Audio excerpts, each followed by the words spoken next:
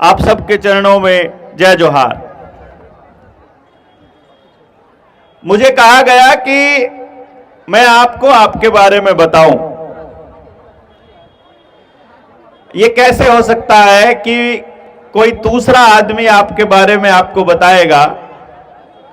हम रास्ते में आ रहे थे, मैं, सचिन जी, सिसोदिया जी, संजीव भाई, और बातचीत करते करते एक वाकया निकल के आया जो आप सबको मैं बताना चाहूंगा। सबसे बड़ा गुरु मां बताया गया, सबसे पहला गुरु मां बताया बच्चे का, कि सबसे पहले बच्चे को दुनिया के बारे में, सब चीजों के बारे में जानकारी कौन देता है? उस बच्चे की मां। तो बच्चे को बोला गया कि बेटा किसी भी चीज के बारे में तुझे नहीं पता है तो अपनी मां से पूछ लेना, कि मां को अगर नहीं पता हो तो गुरु से पूछ लेना, और गुरु को भी ना पता हो तो देव से पूछ लेना, देवता से पूछ लेना, ब्राह्मण से पूछ लेना, उनको भी नहीं पता तो दानव से पूछ लेना, और अगर इनमें से किसी को भी ना पता हो तो फिर आता है कि आदि से पूछ लेना। आदि मतलब आदिवासी, क्योंकि ये एक परंपरा आज भी बची है जिसको हम आदिवासी कहते हैं, जो आज भी परमात्मा से सीधा कनेक्शन जिसका है वो आदिवासी है, जो परमात्मा की बनाई हुई परंपरा पर चलता है, जो उसके संविधान पर चलता है, जिसका बंधारण परमात्मा का बंधारण है, कुदरती बंधारण। लेकिन मैं भी आदिवासी हूं, मैं तो कुदरती परंपरा से नहीं चल रहा, तो मुझे आपके बीच आने की जरूरत क्यों पड़ी? क्योंकि मुझे एक बात समझ में आई कि मुझे अगर अपने आप को बचाना होगा तो आप सबको आपके बारे में बताना होगा कि मैं भविष्य हूं आपका, मेरा अतीत हो आप। यानी पहले मैं आपकी पोजीशन पर था और आज मैं जिस पोजीशन पर हूं, देख लेना आपकी अगली पीढ़ी उसी पोजीशन पर जाने वाली है, उसी स्थिति में जिस स्थिति में मैं आज हूं। और मैं किस स्थिति में हूं इसको समझने के लिए आपको पूरा ध्यान से बैठ करके जानना होगा कि आज आप जो कर रहे हो वो आपकी अगली पीढ़ियों को कहां लेकर के जाने वाला है। क्यों आपके इकट्ठा होते ही इन खाकी वर्दी वालों के पैरों के नीचे की जमीन निकलने लग जाती है? क्यों इनको यह रहता है कि इनको एक जगह पर रखो और ये कोई भी बात ऐसी ना कर दें जो इनको संगठित रख सके? क्यों ये इस तरह से बिहेव करते हैं कि हमको नौकर बनाना चाहते हैं? आदिवासियों के बहुत से बच्चे मैंने शहरों में काम करते हुए देखे हैं, नौकर बने हुए, और मैं बड़ा चिंतित हो जाता हूं कि देखो यार, मालिक के बंदे, सीधे जो मालिक हैं इस धरती के, वो लोग किसी कंपनी की नौकरी करके खुश हो रहे हैं। क्यों? क्योंकि उनके हाथों में इन्होंने ऐसे ऐसी चीजें पकड़ा दी हैं कि जो उनके पूरे परिवार और पूरे समाज को खत्म करने की तैयारी कर रहे हैं। आपके यहां आजकल एक मसला चला हुआ है तापी रिचार्ज के नाम पर डैम बनाने का, है ना? एक बांध बनाने की तैयारी हो रही है नदी के ऊपर, जिसमें आपका खंडवा जिला भी आने वाला है, अमरावती का कुछ एरिया भी आने वाला है, और यहां बैठे हुए जो आदिवासी समाज है उसके ऊपर सीधा क्या असर पड़ने वाला है, यदि इसको समझना है तो हमारे वहां हिमाचल में बना हुआ टिहरी डैम, उत्तराखंड में बना हुआ टिहरी डैम और हिमाचल का नांगल डैम, इन दोनों की स्थिति को देख लेना, आपको पता चल जाएगा कि आने वाले टाइम में आपके साथ क्या होने वाला है। इस बांध में अभी सरकार के लोग बोल रहे हैं कि किसी का भी विस्थापन नहीं होगा, कोई भी गांव डूबेगा नहीं, किसी को भी दिक्कत नहीं होगी, और जिनकी जमीनें एक्वायर होंगी उनको पूरा मुआवजा मिलेगा। अभी ये पूरा बता रहे हैं। लेकिन क्या आपने पिछले 50 सालों में इन मंत्रालयों में बैठे हुए लोगों के पुराने वादों को कभी देखा है कि उनके वादों से हमारा क्या हाल हुआ है? मैं इसलिए बोल रहा हूं कि मैं दिल्ली के नजदीक के एरिया से आता हूं, गांव कबीले का आदमी हूं, मैं अपने आप को आदिवासी मानता हूं। मेरी पूरी परंपरा को, जो जंगल आधारित परंपरा थी, इन्हीं वादों ने बर्बाद किया। कैसे किया मैं आपको बताता हूं। वो कहते हैं, अभी आप की स्थिति में मैं आपके बच्चों के बारे में बताऊंगा जो आपके साथ हो रहा है। जो आज आपके यहां शुरू हुआ है वो हमारे वहां 30, 35, 40 साल पहले हो चुका है। उसका असर मैं आपको आज बताऊंगा, तो आप अपने बच्चों का अगले 10 सालों का रिजल्ट देख लेना।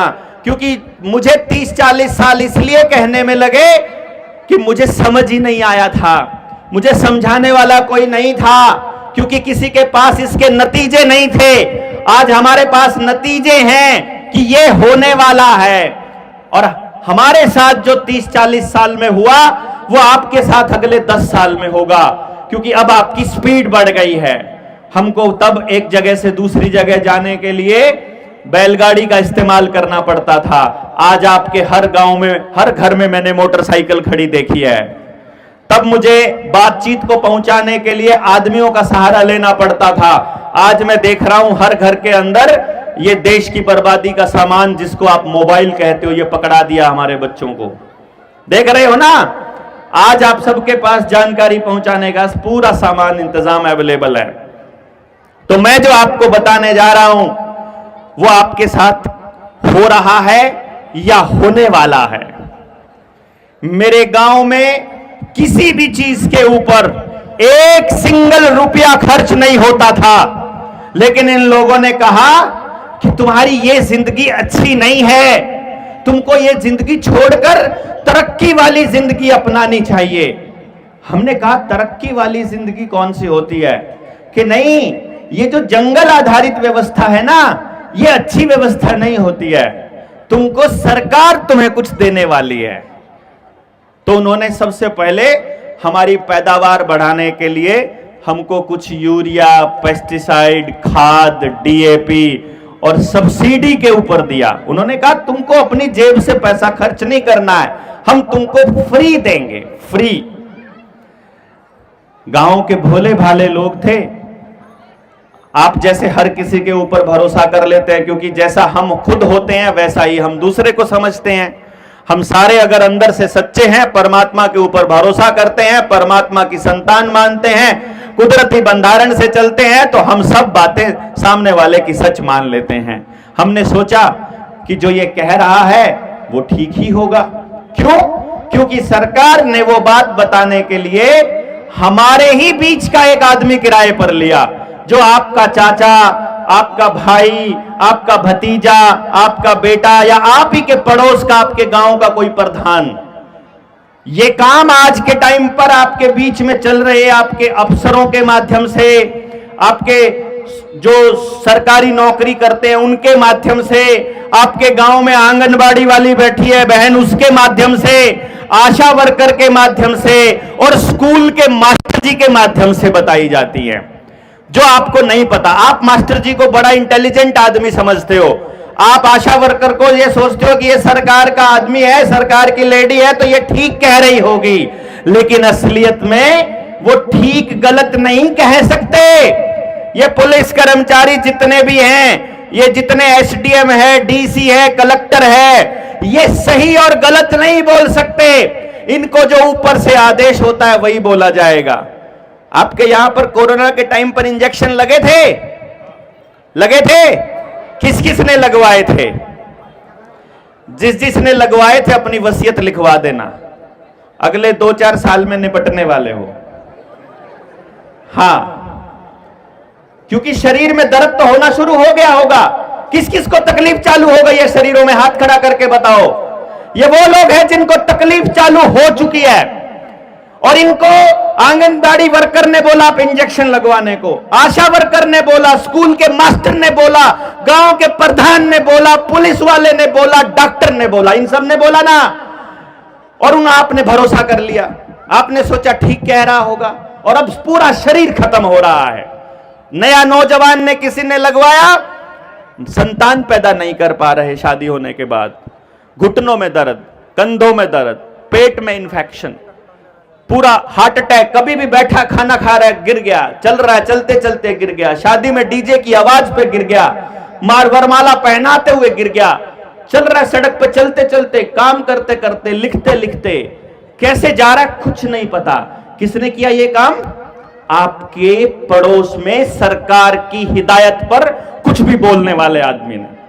हमने खड़ा होकर विरोध किया, विरोध करने के नाम पर जेल मिली, हमको जेल में डाल दिया गया। जेल से उन्होंने सोचा कि जेल में डाल देंगे तो डर जाएगा और चुप हो जाएगा। बाहर आकर और जोर से बोले हम कि बचा लो अपने बच्चों को, अगर नहीं बचाओगे तो पछताओगे तुम लोग। बहुत से लोग नहीं माने, बहुत से लोगों तक बात नहीं पहुंची, बहुत से लोगों को नहीं समझा पाए, आज वो पछता रहे हैं। लेकिन अब पछताए होत क्या, जब चिड़िया चुग गई खेत। अब किसको जाकर कहोगे कि तुम्हारे कहने से लगवाया था? क्योंकि उस वक्त जब हम उनको सच बताते थे, पुलिस वाले जबरदस्ती करते थे, कहते थे तुमको पेंशन नहीं मिलेगी, तुमको राशन नहीं मिलेगा, तुम्हारी हाजिरी नहीं लगेगी, तुमको टिकट नहीं मिलेगी, तुमको मंडी में जाने नहीं देंगे, तुमको खेत में काम करने नहीं देंगे, तुमको कुछ नहीं करने देंगे। उस वक्त उन्होंने ऐसा बोला। और जब हम उन आशा वर्कर को और आंगनबाड़ी वर्कर और डॉक्टरों को समझाते थे कि तुम गलत कर रहे हो हमारे देश के लोगों के साथ, तो वो क्या बोलते थे मालूम है? हम क्या करें, हमें तो ऊपर से आदेश मिला है। इसका मतलब एक बात समझ लीजिए कि आपकी आंगनबाड़ी वर्कर, आशा वर्कर, स्कूल का मास्टर ऊपर से आदेश मानता है, सही और गलत आपको कभी भी नहीं बताएगा। क्यों नहीं बताएगा? क्योंकि उनको झूठ बोलने का पैसा मिलता है, आपको मारने का पैसा मिलता है, आपकी जमीन हथियाने का पैसा मिलता है, आपको बर्बाद करने का, आपके परिवार को तोड़ने का पैसा मिलता है। फिल्म वालों को यही तो मिलता है ना, फिल्म वाले जब आपके परिवारों को तोड़ते हैं। नशा बेचने वालों को आपके बच्चों को बर्बाद करने का पैसा मिलता है ना, नशा तभी तो आएगा ना आपके आसपास। और वो नशा बेचने वाला क्योंकि नेताजी को वोट देते समय उसकी पार्टी को फंड देता है, इसीलिए नेता कभी भी पुलिस वालों की मदद से नशाखोरी करने वालों के खिलाफ या नशा बेचने वालों के खिलाफ कभी कार्रवाई नहीं कर पाएगा। आपके गांव में कौन नशा बेच रहा है सबको पता है, पता नहीं है क्या? छोटे से छोटे आदमी को पता है कि गांव में कौन नशा बेच रहा है, तो क्या पुलिस को नहीं पता है? पता है, लेकिन वो उसको नहीं पकड़ेगी, वो आपको पकड़ेगी। यदि आपने हक की आवाज बुलंद करने की कोशिश की तो आपके ऊपर मुकदमे किए जाएंगे, क्योंकि आप डरोगे तो उनका एजेंडा काम करेगा। तो उन्होंने पहले खेतों में जहर डलवाया, फिर उन्होंने समाज में जहर डलवाया। समाज में जहर डालने के दो चार तरीके होते हैं। एक, आपको पैसे के पीछे दौड़ा दो जो कि नकली है। दूसरा, आपको पॉलिटिकल पार्टी के पीछे दौड़ा दो, आपको सामाजिक संगठनों के पीछे दौड़ा दो, आपको एनजीओज के पीछे दौड़ा दो। मैं कुछ इलाकों की बात बता रहा हूं आपको, आदिवासी इलाकों की बात बता रहा हूं। जिन आदिवासी लोगों को अकल थी, जिनको पता था कि ये सरकार जिसको कह रहे हैं असल में वो मंत्रालय हैं, वो भारत को लूटने का एक तंत्र है, उन मंत्रालयों में बैठे लोग प्लान करते हैं कि इनकी जमीनों को कैसे हथियाना है। आप इन जंगलों की रक्षा करते करते आपके और हमारे पुरखों ने अपनी जानें दी, वो इनकी रक्षा करने के, इनको कभी काटते भी नहीं थे। हमारी भारतीय परंपरा का तो रिवाज ये है कि अगर पेड़ से कोई फल लेना है या उसके कोई टहनी तोड़नी है तो पहले उससे परमिशन ली जाती है हाथ जोड़ करके, और माफी मांगी जाती है कि हमें तुम्हारा एक हिस्सा तोड़ना पड़ रहा है, इसके लिए हमको माफी दो।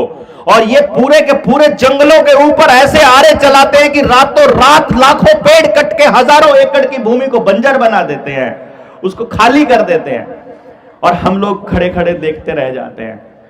उन लोगों को पता था कि जो पैमाने मंत्रालयों में बैठे लोग विकास का रखते हैं वो असल में विकास का नहीं, विनाश का पैमाना है।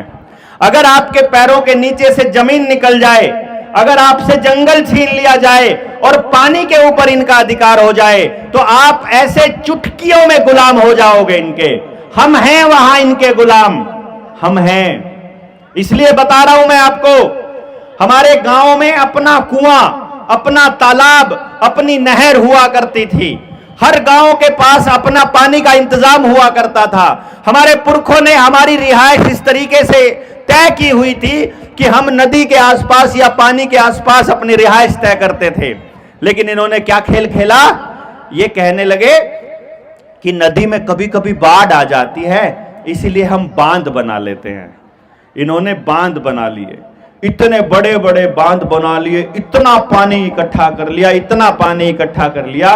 आज के टाइम पर 2 बांध जिनका मैंने जिक्र किया है, टिहरी डैम और नंगल डैम, भाखड़ा के ऊपर नंगल डैम, अगर सरकार और मंत्रालय में बैठे लोग ये चाहें और हमारे लोग जो विद्रोह करते अगर सरकार के खिलाफ, उनको कुछ नहीं करना है, सिर्फ 2 डैम में एक हल्का सा विस्फोट करना है। हमारा पूरा पूर्वी उत्तर प्रदेश, पूरा हरियाणा और पूरा पंजाब एक झटके में डूब जाएगा, एक झटके में। हमने सोचा ये इतना बड़ा प्लान क्यों करके रखा, इनको डैम बनाने की जरूरत क्यों पड़ी? क्योंकि इनको पानी पर कंट्रोल चाहिए। पानी पर कंट्रोल क्यों चाहिए? क्योंकि पानी के बिना ना फसल हो सकती है और पानी के बिना ना अगली नस्ल हो सकती है। आपकी फसल और नस्ल पे कंट्रोल कर लो, आपके भोजन पे कंट्रोल कर लो, आपको गुलामी से कौन बचा सकता है? 5 किलो अनाज इसलिए तो देते हैं कि इनको भिखारियों की आदत, भिखारियों जैसी आदत पड़ जाए। पैसा लेके जाते हैं ना। आदिवासी समाज कौन सा समाज है जो कुदरती बंधारण पर चलता है? कुदरती बंधारण पर चलने वाला आदमी इस भारत का असली वारिस है, इस भारत का असली मालिक है। जो इस भारत का असली मालिक है वो भिखारी होगा कि देने वाला होगा? बताओ आप। अरे वो लेने वाला होगा कि देने वाला होगा? उसके पास तो अबंडेंस है, उसके पास तो इतना ज्यादा है प्राकृतिक संपदाओं के रूप में। इन्होंने जियो सैटेलाइट से, सैटेलाइट के थ्रू जियो थर्मल इमेजिंग से ये पता कर लिया है कौन से जंगल के नीचे सोना दबा है, कौन से जंगल के नीचे कोयला दबा है, कौन से जंगल के नीचे बॉक्साइट है, कौन से जंगल के नीचे निकल है, कौन से जंगल के नीचे कोबाल्ट है। धीरे धीरे एक एक जंगल को साफ करते जाएंगे। उस जगह पर जो हमारे पुश्तैनी और पुराने इंडिजीनियस पेड़ हुआ करते थे, उन पेड़ों की जगह पर ये लोग नकली पेड़ लगाते जाएंगे, हाइब्रिड बीज, ताकि नेगेटिव एनर्जी वाले, और धीरे धीरे वहां की आबादियों को विस्थापित करते जाएंगे। इन्होंने किया है, हमारे वहां किया है। एक एक गांव को इन्होंने इस तरह से मैनिपुलेट किया, चिन्हित किया, देखा कि अच्छा ये 10 गांव हैं, इन 10 गांव के बीच में एक फैक्ट्री लगा दो, इन लोगों को बोलो तुमको रोजगार मिलेगा। हमने पता किया पूरे हरियाणा, पूरे पंजाब, पूरे उत्तर प्रदेश, पूरी दिल्ली के आसपास के एरिया में जहां भी फैक्ट्री लगी, उस गांव के लोगों को वहां से विस्थापित कर दिया। सस्ते रेटों में जमीन खरीद ली। किसान का बच्चा एकदम से आए हुए पैसे को बर्दाश्त नहीं कर पाया, बड़ी बड़ी गाड़ियां ले ली, बड़े बड़े मोटरसाइकिल ले ली, बड़े बड़े पैसे खर्च कर दिए, साथ में रिवॉल्वर का लाइसेंस ले लिया। दारू पीने टाइम पे रोज रात में 1-2 एक्सीडेंट हो गए तो आज जेल में पड़े हुए हैं। जिन्होंने जमीनें खरीद ली वो बहुत थोड़े लोग थे, मैक्सिमम लोग, ज्यादातर लोग पूरी तरह से बर्बाद हो गए। अब जब बर्बाद हो गए, आज वो दिहाड़ी करते हैं, कहीं पर नौकरी करते हैं। जो कभी कभी जिनके घर में सोना और चांदी भरपूर मात्रा में हुआ करता था, आज वो कहीं नौकरी ढूंढ रहे हैं। हमने देखा कि ये कैसे किया इन्होंने। तो नौकरी तो मिली होगी जरूर, क्योंकि जमीन एक्वायर की थी और इन्होंने वादा किया था कि तुमको नौकरी देंगे, तुमको रोजगार देंगे। हाँ, रोजगार मिला। क्या रोजगार मिला? चपड़ासी का, झाड़ू मारने का, टॉयलेट साफ करने का, ड्राइवरी करने का, क्लर्की करने का, बाहर चौकीदार खड़ा होने का, कंप्यूटर ऑपरेटर करने का। इससे ज्यादा कोई नौकरी वहां नहीं मिलेगी वहां के लोकल आदमी को। सारी नौकरियां कहां से मिलेंगी? बाहर के आदमी को। किस लिए भैया? क्योंकि बाहर का आदमी कुछ बोल नहीं पाएगा और लोकल आदमी को अंदर जाने की इजाजत नहीं होगी, उसको छोटी मोटी नौकरी दे दी गई है, तो लोकल को पता नहीं है कैसे बर्बाद कर दिया, और बड़े वाला जो अफसर है उसको वो बोल नहीं सकता क्योंकि वो दूसरे प्रदेश से आया है। तो बाद में पता चलता है हर फैक्ट्री वहां के पानी का दोहन करके जमीन से साफ पानी निकालती है, केमिकल मिलाती है, सारा का सारा प्रोसेसिंग करती है और सारे गंदे पानी को रिवर्स बोर करके जमीन के अंदर दोबारा ले जाती है। तो हमारे आसपास का सारा पीने का पानी खराब हो चुका है, सारा पानी। वहां गांव में काला पी लिया, हरा पी लिया, लाल पी लिया, काला बुखार, लाल बुखार, पता नहीं कौन से टाइफाइड, पता नहीं कौन सी बीमारियां, पता नहीं किस तरह के हालात। ऐसे हालात है गांव का गांव कैंसर, पूरे के पूरे पंजाब से ट्रेन चलती है बकायदा कैंसर के मरीजों की। कारण क्या? सिर्फ एक फैक्ट्रियों से निकलने वाला वो केमिकल जो पानी में मिला दिया जाता है और उस पानी को पी करके वहां के लोग बीमार होते हैं। तो फिर कहां जाएंगे? फिर जंगल की उस पूरी की पूरी व्यवस्था को छोड़कर उनको विस्थापित होना पड़ेगा शहर में छोटे छोटे कबूतर खानों में। मैं देख रहा था आपके गांव दूर दूर तक, पिछले 200 किलोमीटर तक मैंने देखा है, आपके गांव के जो घर हैं हवादार हैं, खुले हैं, बड़े हैं, ठंडे हैं। किसी को पंखे की भी जरूरत नहीं है, किसी को एसी की भी जरूरत नहीं है, काम चल रहा है, आपका चल रहा है ना बहुत सारी जगह पर। लेकिन गांव में किसी एक दो आदमी को शराब जो बेचता है, नशा जो बेचता है, या सरकारों की दलाली जो करता है, उसने पक्का मकान बनाना चालू कर दिया है। ऐसा ही आदमी बनाएगा पक्का मकान? वो ईमानदारी से करने वाला आदमी कभी नहीं जाएगा, वो दिखाने का काम करेगा जो चोरी कर रहा है। उसने बनाना चालू किया है। मैं देख रहा हूं कि अब जिन जिन ने भी पक्के मकान बना लिए उनको एसी भी लगाना पड़ रहा है, उनका बिना एसी और पंखे के काम नहीं चलता है। जंगल आधारित व्यवस्था का फर्क आपको देखना हो, यदि आपको कभी भी चेक करना हो, सीमेंट के रोड के ऊपर नंगे पैर चलकर देखना, आप चल नहीं पाएंगे, पैर जल जाएगा।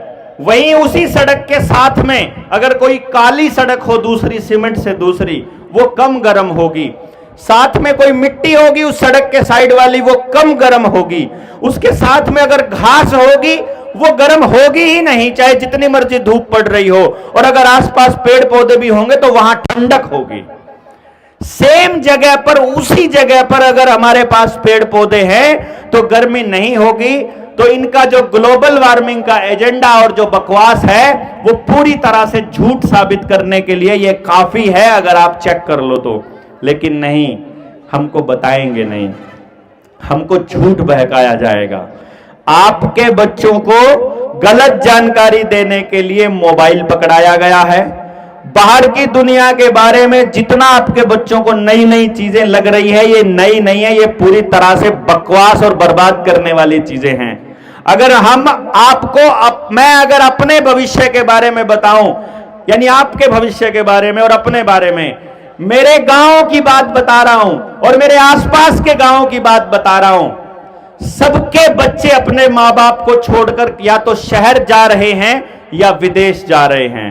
किसी का बच्चा अपने मां बाप के पास नहीं रह रहा। हर घर के अंदर इतना बड़ा डब्बा दवाइयों का रखा हुआ है और किसी को नहीं पता उनको बीमारी क्या है। खा रहे हैं, शुगर है, बीपी है, उनको पैरालिसिस कभी हो रहा है, कभी हार्ट की बीमारी हो रही है, कभी लीवर की हो रही है, कभी किडनी की हो रही है, कभी शरीर में दर्द की हो रही है, कुछ नहीं पता क्या हो रहा है। 24 घंटे बीमारियां। पानी गांव के पास अपना नहीं बचा है। अगर गांव के पास अपना पानी ही नहीं होगा तो आपको कंट्रोल करना कितना मुश्किल है। सारा पानी सरकार के हाथ में है। वो कह रहे हैं आपको हर घर में जल देंगे आप, है ना। और इस सारे प्रोपेगेंडा को समझाने के लिए जब कोई निकलता है तो किसी के पास समय नहीं है। कारण क्या है? क्योंकि जो बोलने वाला है वो शायद आपके वाली पॉलिटिकल पार्टी का आदमी नहीं होगा, वो शायद आपके सामाजिक संगठन का आदमी नहीं होगा, सामाजिक संगठनों का और पॉलिटिकल पार्टियों का सहारा लेकर के गांव के लोगों को आपस में तोड़ा जा रहा है। लोग आपस में पूरी बातचीत किए बिना ही एक दूसरे के विचारों को रिजेक्ट कर रहे हैं और इस रिजेक्शन की वजह से आप तक पूरी बात कभी नहीं पहुंच रही है। बस एक बात कान खोलकर सुन लीजिए, अगर आप कुदरती बंधारण से चलने वाले सच्चे आदिवासी हो तो आपको एक बात पर विचार करना होगा कि हम भिखारी नहीं हैं, हम इस देश के मालिक हैं। तो हमने अगर कोई चीज किसी मंत्री या किसी सरकार की एजेंसी से फ्री में ले ली, मुफ्त में ले ली, तो उसकी कीमत हमारी अगली पीढ़ियों को चुकानी पड़ेगी। इसलिए अब आपको यह सोचना पड़ेगा कि आपको अपना जीवन कैसे जीना है। अगर हम लोग इस षड्यंत्र से बचना चाहते हैं तो हमको व्यापार से बाहर निकलना पड़ेगा। व्यापार से बाहर निकलकर व्यवहार में आना पड़ेगा। व्यापार क्या है? आपकी जरूरत से ज्यादा जो भी आपके पास संग्रह करने वाली चीजें हैं वो व्यापार की श्रेणी में आ जाएंगी। तो गांव को बैठ करके, कबीलों को बैठ करके, हम सबको बैठ करके इस बात के ऊपर मनन चिंतन करना पड़ेगा और उसकी व्यवस्था बनानी पड़ेगी कि हम में से किसी के पास भी किसी चीज की कमी ना रहे और सब कुछ अबंडेंस में इतना रहे। हम बाजार से मुक्त अपने व्यवहार को करना चाहते हैं, अपने गांव समाज को करना चाहते हैं। ये इस बात पर आपको मनन चिंतन करना पड़ेगा। पूरा गांव क्या ये चीज पे मुक्त हो सकता है? यदि हो सकता है तो सरकार के कंट्रोल से बाहर हम हो सकते हैं। दूसरी चीज, पुलिस वाले आपको कहीं भी रोक लेते हैं, कहीं भी पकड़ लेते हैं, आपके ऊपर झूठे मुकदमे कर देते हैं। असलियत में तो उनकी हिम्मत ऐसी होनी ही नहीं चाहिए। यदि आपने अपनी पारंपरिक वेशभूषा पहनी हुई है, जो आपकी धोती का स्टाइल है और जो आपकी पगड़ी का स्टाइल है, अगर आपने वो पहन रखी है, पहले नंबर पर आपके ऊपर इन लोगों का कोई कानून ही लागू नहीं होता है। आदिवासियों के ऊपर कोई कानून लागू नहीं होता है। क्यों लागू नहीं होता है? क्योंकि ये सारे के सारे समंदर के कानून है जो लागू है। दे लॉ ऑफ द लैंड नहीं है। लॉ ऑफ द लैंड कुदरती बंधारण से ऊपर नहीं हो सकता। कोर्ट में भी जाओगे, जज की कुर्सी के पीछे भी वहां पर और पहली लाइन लिखी होती है न्याय के उस किताब के अंदर कि नेचुरल जस्टिस विल प्रिवेल, यानी कुदरती बंधारण से ऊपर कुछ भी नहीं है, कुदरती नियम से ऊपर, कुदरती न्याय से ऊपर कुछ भी नहीं है। कोई कोर्ट, कोई पुलिस उससे ऊपर नहीं है। लेकिन वो कैसे होगी आपके ऊपर लागू? आप लोगों को फिर भी वो कैसे बर्दाश्त नहीं करते हैं? क्यों आपकी गाड़ी को रोकने की हिम्मत होती है और क्यों आपके खिलाफ झूठे मुकदमे करने की उनकी हिम्मत होती है? उसका सिर्फ एक ही कारण है, क्योंकि आप इनके साथ व्यापार करते हो और आपस में व्यवहार नहीं करते हो। इसका एक ही कारण है। आपने यदि इस तंत्र के बनाए हुए किसी कागज को, ध्यान देना आप लोग, अगर इनके बनाए हुए किसी कागज को आपने बनवा लिया है तो समझो आपने ये कह दिया है कि तुम मेरे मालिक हो। भाई जिसके पास कागज होगा वही तो मालिक होगा। क्यों? पुराने वक्त में जब 1700 ईस्वी के दौर में अमेरिका के अंदर जब गुलामी प्रथा थी तो आदमी का कागज मालिक के पास रहता था कि ये मेरा गुलाम है, और जब वो गुलामी से मुक्त होता था तो उसे लिख कर दिया जाता था कि मैंने इसे गुलामी से मुक्त कर दिया। तो जिसके पास कागज होगा वही तो मालिक होगा, जो कागज बनाएगा।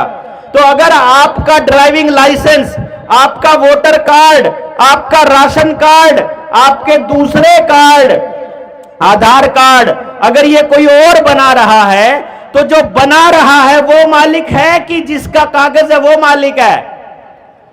अरे जो बना रहा है वो मालिक है ना, बनाने वाला मालिक है। तो जो बनाने वाला मालिक है तो गुलाम कौन है?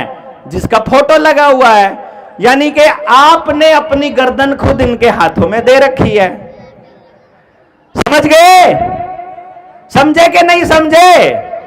अरे ये हमको इतना बेवकूफ समझते हैं, मालूम है ये हमको कितना बेवकूफ समझते हैं? ये इतना बेवकूफ समझते हैं कि आंगनबाड़ी वर्कर आपके घर पे आएगी, बोलेगी राहुल के घर में बेटा पैदा हुआ है।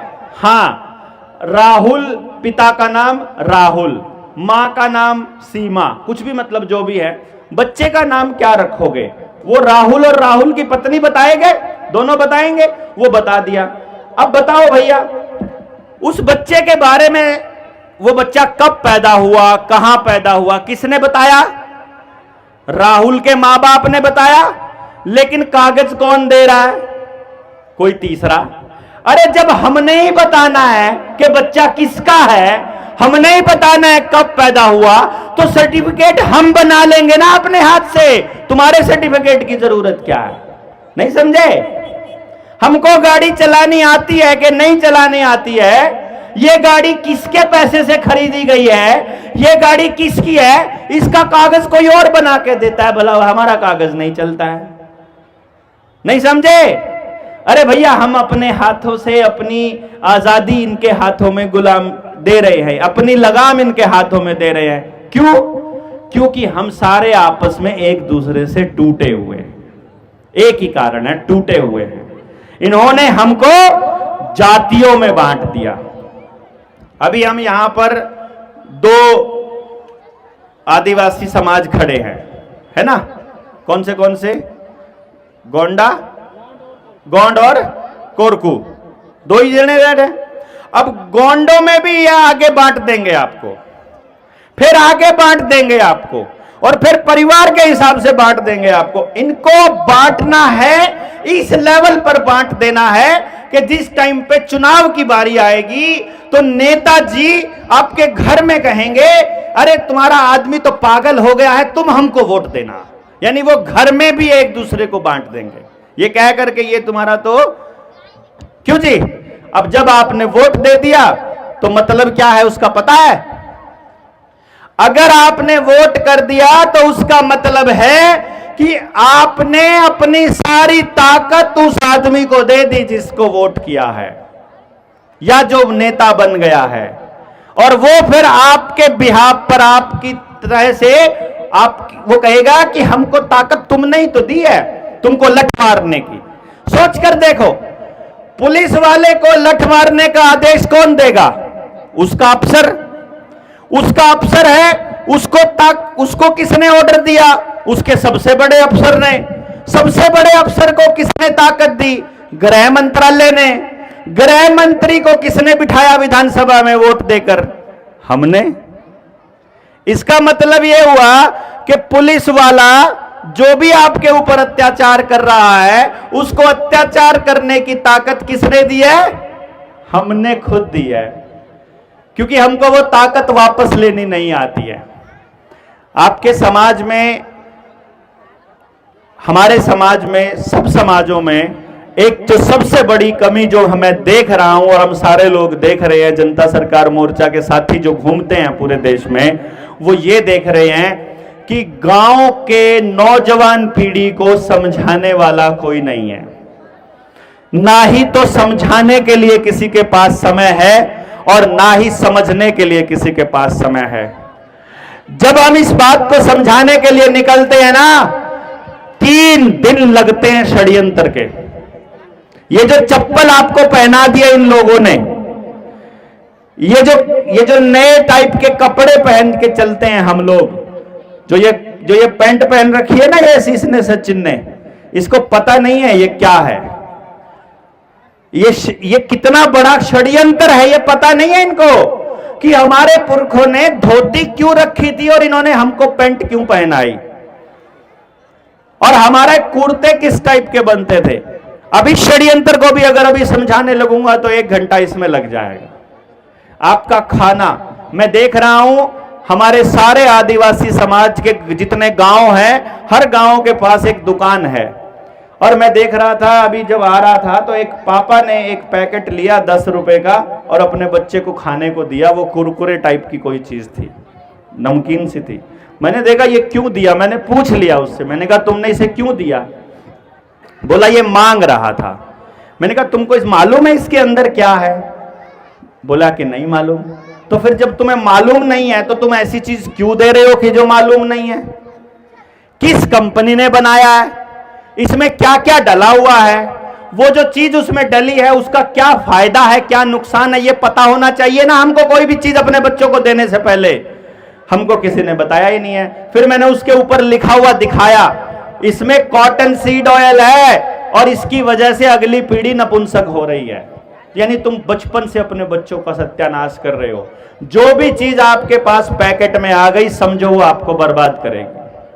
लेकिन हमको बताया ही नहीं किसी ने, ना हमको यह बताया किसी ने क्या हमको खाना है, ना हमको यह बताया क्या हमको पहनना है, ना हमको यह बताया कि इस प्रशासन के अत्याचार से मुक्ति कैसे करनी है, ना ये बताया कि हमको इकट्ठा होकर विरोध कैसे करना है, और ना ही ये बताया कि इकट्ठा होकर के सृजन कैसे करना है, नई चीज कैसे बनानी है, अगली पीढ़ियों के लिए व्यवस्था कैसे बनानी है। मैं समझता हूं समय आ गया है, अब हम सब लोगों को अपनी अपनी जातियां, मतभेद, पार्टियां, सामाजिक संगठन और सारे दायरे खत्म करके सिर्फ एक झंडे के नीचे आ जाना, जिस झंडे का नाम है कुदरती बंधारण, जिसका नाम है परमात्मा। एक परमात्मा के झंडे के नीचे आकर के मानव समाज के लिए, जीव जगत के लिए, धरती माता के लिए और इन खनिज संपदा और इन जंगलों की रक्षा के लिए फिर से एक होना होगा। अगर आप ये लोग, अगर हम लोग ये नहीं कर पाए, मैं अगली पीढ़ियों को गुलाम होते हुए अपनी आंखों से इस वक्त देख रहा हूं दिल्ली के नजदीक के एरिया में, और आपके बच्चे आज भी आजाद घूम रहे हैं, हम यहां देख रहे हैं। यदि इनको आजाद रखना चाहते हो तो आपसे हाथ जोड़कर एक विनती कर रहा हूं। नौजवान बच्चे जो आपके गांव से, आपके कबीले से कभी बाहर चले गए हैं और जो चीजों को समझने लगे हैं, एक बार बैठ करके हर कबीले से 2-2, 4-4, 5-5 लोग एक बार बैठकर पूरे षड्यंत्र को समझ लो। अगर बैठकर पूरा षड्यंत्र नहीं समझा, अगर इनकी आपको लड़ाई समझ में नहीं आई कि आपकी लड़ाई किसके साथ है, अगर आपको जीतने का पता नहीं है कि आप जीतोगे कैसे, तो धीरे धीरे धीरे धीरे या तो आप नशेड़ी होते जाओगे, या आप बीमार होते जाओगे, या आप डिप्रेशन में जाते जाओगे, या आप कर्जदार होते चले जाओगे। अभी आपको आधार कार्ड दे रखा है ना, आपकी महिलाओं को सेल्फ हेल्प ग्रुप के नाम पर लोन देंगे। ये छोटे छोटे लोन चुकता हमसे होंगे नहीं, लोन चुकता नहीं होंगे तो बकवास करेंगे। यूपी के इलाके में रिकवरी वाले एजेंट क्या बोलते हैं मालूम है? रिकवरी वाले एजेंट बोलते हैं हमको नहीं पता, चाहे अपनी घरवाली से धंधा करवा के पैसा दे, पर हमको पैसा चाहिए। ये हालत आ चुकी है, और ये अपनी आंखों से देखकर आए हैं, इसलिए बता रहे हैं। आपको कर्जा दे रहे हैं। क्या आपको मालूम है कि चाहे मोबाइल के जरिए या क्रेडिट कार्ड के जरिए या आधार कार्ड के नाम पर या किसी भी चीज के नाम पर यदि आपको बैंक लोन देता है तो आपको यहां 100 रुपए लोन दे रहा है, तो वहां पर वो 10 लाख रुपए छाप रहा है। पता है इस बात का? नहीं पता है ना? यानी आप 100 रुपए लोन लेते हो तो वो 10 लाख रुपए बड़े उद्योगपति को देता है बराबर में। यानी आप कर्जदार होते हो और उद्योगपति का लोन माफ होता है। इसीलिए धीरे धीरे इनके पास इतनी ताकत आ गई है कि कोई उद्योगपति कहीं पर 10,000 एकड़ जमीन खरीद रहा है, कोई कहीं पर 5,000 एकड़ खरीद रहा है, कोई 100 एकड़ 200 एकड़ तो बहुत नॉर्मल सा हो गया इनके लिए जमीन खरीदना। हो गया कि नहीं हो गया? आपने देखा होगा ना कैसे आता है इनके पास वो ताकत। इनके पास ताकत आती है हमारे अनजानेपन से। अपने साथ में अपनी एक किताब लेकर के आया हूं। घनश्याम वर्मा जी ने रिसर्च करके रुपए के ऊपर एक किताब लिखी है जो बिल्कुल इनका भांडाफोड़ करती है, जिसमें आरबीआई ने, बैंकों ने वित्त मंत्रालय ने, केंद्र सरकार ने, पीएमओ ने, सब ने ये अपने हाथों से लिख करके हमको दिया है कि इनके पास वैध रुपए का कोई दस्तावेज नहीं है। मतलब जितना भी रुपया बैंकों के जरिए ये छाप रहे हैं आरबीआई के जरिए, सारा रुपया नकली है, ये बता रहे हैं। और उस नकली रुपए के चक्कर में हम अपने असली संसाधन, अपने डंगर ढोर, अपना पशु, अपनी खेत, अपने खनिज, अपने जंगल, अपनी लकड़ी, अपना पानी, सब कुछ बेचते जा रहे हैं। यदि आपको सचमुच इस व्यवस्था से बाहर निकलना है और अपनी परंपरा को बचाना है, तो आपको इस पूरे षड्यंत्र को समझना पड़ेगा। हम सब लोग आज इस अंतर्राष्ट्रीय आदिवासी दिवस के अवसर पर आपके इस पवित्र स्थल पर जब पहुंचे हैं, तो हमें एक बात तो समझ में आ गई है कि अभी भी बहुत बड़ा इलाका इस देश का ऐसा बचा हुआ है जिसमें लड़ने का अभी मादा है, जो अभी लड़ने के लिए उठ सकता है। हमें उन लोगों से कोई उम्मीद नहीं है जो सुबह से लेकर शाम तक या तो पैसे के नशे में पड़े रहते हैं, या दारू के नशे में, या सिनेमा के नशे में, या किसी और नशे, या पैसे के नशे में। आज भी यहां भाईचारा जिंदा है। और अगर आदिवासी समाज आज एक होकर के इस मुद्दे के ऊपर लड़ने की लड़ाई चालू करने के बारे में विचार करे और संकल्प ले, तो आज के हमारे संगठन का इकट्ठा होना, आज की संगठित होने का हमारा उद्देश्य पूरा होने की तरफ हम लोग आगे बढ़ सकते हैं और अपने भारत को गुलाम होने से बचा सकते हैं दोबारा से। रियलिटी तो ये है कि आज भी आप गुलाम हैं या नहीं, आपको भी नहीं पता है। अभी आने वाले टाइम में कुदरती तरीके से बच्चों का जन्म अपराध हो जाएगा। घर में देसी जड़ी बूटी से इलाज करना अपराध माना जाएगा। सरकार का अधिकारी चाहे छोटा हो चाहे बड़ा हो, उसकी बात ना मानने को अपराध माना जाएगा। आपने अगर नदी में से पानी ले लिया, उसको अपराध माना जाएगा। जयपुर में इन्होंने कानून नोटिफिकेशन जारी कर दिया है, बाकी शहरों में जल्दी आएगा और बाद में शहरों से गांव में भी जल्दी आएगा कि एक से ज्यादा पशु रखना भी अपराध माना जाएगा। आप सोच सकते हैं, जयपुर एडमिनिस्ट्रेशन ने एक आदेश पारित किया है कि ऊंट, घोड़ा, गधा, बैल, गाय या भैंस घर में नहीं पाल सकते। कुत्ते के अलावा कुछ भी पालना होगा तो लाइसेंस लेना पड़ेगा। पहले लाइसेंस लेना है तो टैक्स देना पड़ेगा। आपको नहीं पता है कि पानी का कानून आ रहा है, नदी से पानी नहीं ले पाओगे।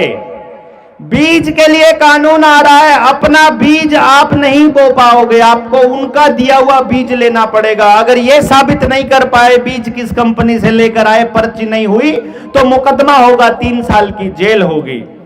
रहने के नाम का टैक्स देना पड़ेगा, चाहे कहीं भी रह रहे हो। अगर पानी पे टैक्स हो गया, चलने पे तो दे ही रहे हो ना, गाड़ी निकालते हो जब टोल टैक्स देते हो ना, चलने का टैक्स आज दे ही रहे हो। शहरों में तो प्रॉपर्टी टैक्स दे रहे हो, गांव में भी आ जाएगा जल्दी ही। ईंधन के ऊपर भी टैक्स दे रहे हो, रोटी पकाने पर भी। आप नहीं दे रहे हो, आप अभी जंगल से लकड़ियां काट के ला रहे हो, लेकिन जल्दी ही आपके घरों में भी गैस आ जाएगी। जिसके घर में गैस आ गई, समझो उसके पेट में गैस बननी चालू हो गई। देख लो आप, बीमारियां उन्हीं के घर में हैं जिनके घर में जिनके पक्के मकान हो गए, जिन्होंने आंगनबाड़ी वर्कर के चक्कर में अपने बच्चों को वैक्सीन लगवानी चालू कर दी, जिन्होंने आगे आकर के कोरोना की वैक्सीन लगाई, जो अपना इलाज जंगल से नहीं बल्कि डॉक्टर से ढूंढने लग गए, उनके घरों में बीमारियां ज्यादा है या कम है, चेक कर लो। जो आज भी डॉक्टर से बचे हुए, अगर आपके यहां कोई आपका पुरखा बचा हो जिसकी उम्र 80 साल से ऊपर हो, 90 साल से ऊपर, तो जाकर पता करना उसके बचने का कारण क्या है। एक ही कारण मिलेगा कि शहर से कुछ खाता पीता नहीं है, ज्यादा गांव से बाहर आना जाना नहीं रखता है, और आज तक डॉक्टर से बचा हुआ है। डॉक्टर से बचा हुआ है तो जिंदा है। एक बार डॉक्टर के यहां जाना चालू कर दो, उसके बाद बंद नहीं होगा उनका जाना। फिर तो आप जब तक बिल्कुल लुट नहीं जाओगे, बर्बाद नहीं हो जाओगे, तब तक नहीं छोड़ेगा। ये हालात वो आपके यहां भी लेकर के आना चाहते हैं। अब आपके ऊपर है कि आप इन हालातों से अपने बच्चों को बचाना चाहते हो या आंखें मूंदे हम ऐसे ही रहेंगे। यदि आंखें मूंदे नहीं रहना है तो आज जो जितने समाज के लोग यहां बैठे हुए हैं, किस तरह से संगठित होना है, आप 3 दिन का एक प्रोग्राम ऑर्गेनाइज कीजिए, बैठेंगे, चर्चा करेंगे, लंबी चर्चा करेंगे, हर चीज के समाधान के ऊपर आपके नौजवानों को ट्रेंड करेंगे, आपके नौजवानों को बताएंगे कि असली खेल क्या है और इससे कैसे बचा जा सकता है, और अनपढ़ से अनपढ़ और गांव में रहने वाली एक एक महिला को इतना शिक्षित कैसे कर देना है, इतनी समझ कैसे दे देनी है कि वो अपने आने वाली पीढ़ी की लड़ाई अगर अकेला कहीं खड़ा हो तो भी लड़ पाए, तो भी किसी पुलिस वाले की हिम्मत ना हो उसको पकड़ने की और उसके ऊपर जबरदस्ती करने की। वरना ये अलग अलग करके हम लोगों को लपेटने वाले हैं, इतना तय है। तो आज इस मौके पर आप सब लोगों को मैं एक चीज का और रिक्वेस्ट करूंगा, आप लोगों से एक निवेदन करूंगा कि इस बांध को बनने मत दीजिए, किसी भी कीमत पर बनने मत दीजिए, क्योंकि बांध बनने का मतलब है पानी पर नियंत्रण। पानी पर नियंत्रण। नदी अगर बहती जा रही है, उसको कोई नहीं रोक रहा है, तो उस रास्ते में आने वाला हर आदमी उस पानी को पी सकता है। अगर उन्होंने नदी के ऊपर अपने पक्की ढाल बना दी, अगर उन्होंने उसके ऊपर रेलिंग बना दी, अगर उन्होंने उसके ऊपर बांध बना दिया, इसका मतलब वहां लिख दिया जाएगा वन विभाग द्वारा संरक्षित, फलाने विभाग द्वारा। अभी अभी मेरे पास खबर आई थी, 2 दिन पहले अखबार में आया, वन विभाग ने 2000 एकड़ में 3 लाख पेड़ों को काटने की अनुमति दे दी। वन विभाग वाले अपने बाप से लेकर आए थे क्या? उनकी मां दहेज में लेकर आई थी क्या कि उन्होंने पेड़ काटने की अनुमति दे दी? जमीन देश के लोगों की है, जंगल इस देश के लोगों का है, उन्होंने काटने की अनुमति किस लिए दी है? क्योंकि वो कह रहे हैं कि उसके नीचे कोयला है और कोयले का उसको निकालने का जो ठेका है वो अडानी को दिया गया है। इस देश के अंदर जितनी संपदा है सबको धीरे धीरे ऐसे ही बेच करके उनके हाथों में देते जाएंगे। अगर कोई भी मंत्रालय, कोई भी विभाग अगर कहीं पर भी कुछ बना रहा है, गांव में पानी की टंकी बनी है, मैं देख रहा हूं कुछ गांव के अंदर पानी की टंकी बनी है, पानी की टंकी जिस गांव में आ गई है उस गांव में बीमारी ज्यादा है या कम, चेक करो, पता करो, क्योंकि पानी की टंकी में पानी को साफ करने के नाम पर केमिकल मिलाकर दे रहे हैं वो आपको लगातार बीमार रखने के लिए। आपको पता ही नहीं है, आपकी बड़ी चिंता है उनको। देखो जरा ध्यान से, मेरी माताएं सब जानती हैं, बच्चे अगर मां के पेट में बच्चा है, आंगनबाड़ी वर्कर 24 घंटे आसपास घूमती रहती है, ये टीका लगवा लो, ये टीका लगवा लो, ये टीका लगवा लो, है लगी रहती है कि नहीं लगी रहती है? उसके बाद भी सारी जानकारी रखती है, अभी पहले हफ्ते वाला लगवाओ, अभी पहले महीने वाला लगवाओ, अभी दूसरे महीने वाला लगवा लो। हमने सारे लगवा लिए, फिर एक दिन हमारा बच्चा बीमार हो गया, उसी आंगनबाड़ी वर्कर के पास जाओ, उसी आशा वर्कर के पास जाओ कि बच्चा बीमार हो गया है, इसका इलाज करो। ये हम नहीं कर सकते, अस्पताल जाना पड़ेगा। जब तक वो बीमार नहीं हुआ है तब तक तो उनको चिंता है आपके बच्चे की, और जब बीमार हो जाए तो फिर हमको चाहे गहने बेचने पड़ो, चाहे जमीन बेचनी पड़े, फिर उसका इलाज मां बाप को अपने पास से कराना पड़ता है। ये समझ में नहीं आता हमको क्या? समझ रहे हैं ना मेरी बात को आप? अरे भैया, तुमको अगर चिंता हमारे बीमार होने से पहले है, बाद में क्यों नहीं है भाई? हमारी बच्चियों को कह रहे हैं 8 साल से 14 साल की बच्चियों को कैंसर का टीका लगेगा, सर्विक कैंसर का टीका लगेगा, गर्भाशय के कैंसर का। अरे मैंने भैया वो कैंसर ठीक रखने का नहीं है, कैंसर करने का है। समझ रहे हो ना?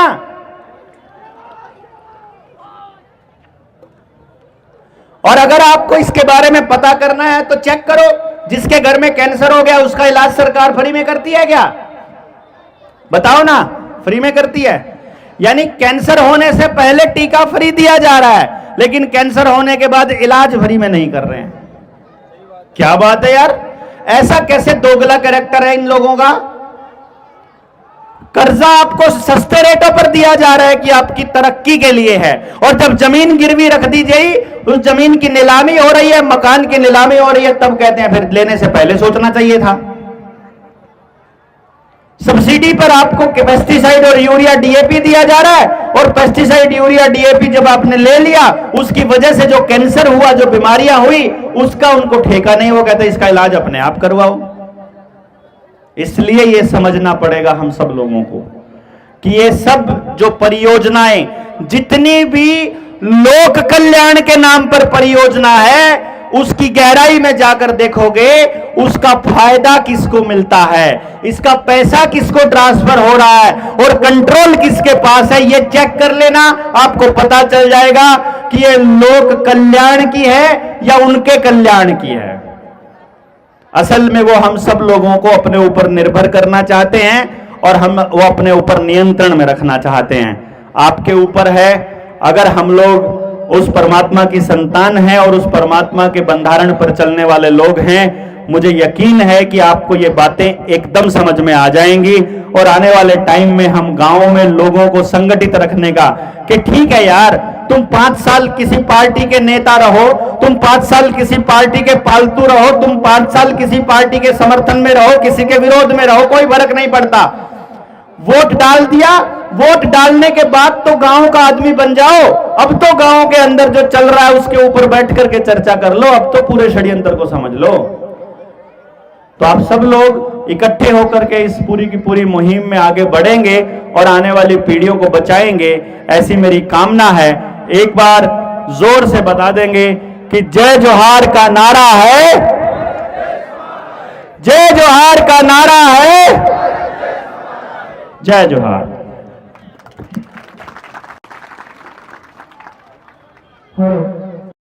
धन्यवाद।